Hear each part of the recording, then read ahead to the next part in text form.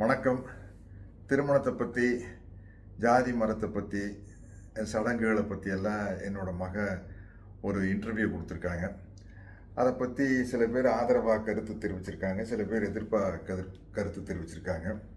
எங்கிட்ட அதை பற்றி கருத்து கேட்டாங்க. நான் ஒரு ப்ரௌடு பெரியாரிஸ்ட்.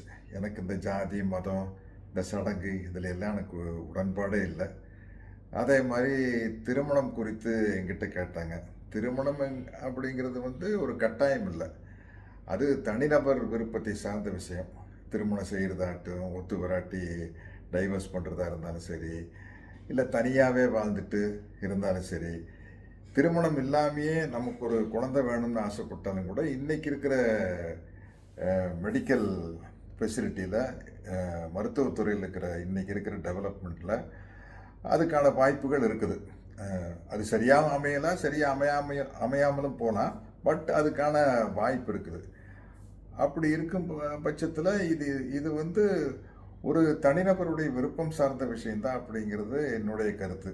அதனால் இந்த கருத்துக்களில் திவ்யா கூட நானும் ஒத்து போகிறேன், உடன்பட்டு போகிறேன் அப்படின்னு தெரிவிச்சுக்கிறேன். நன்றி, வணக்கம்.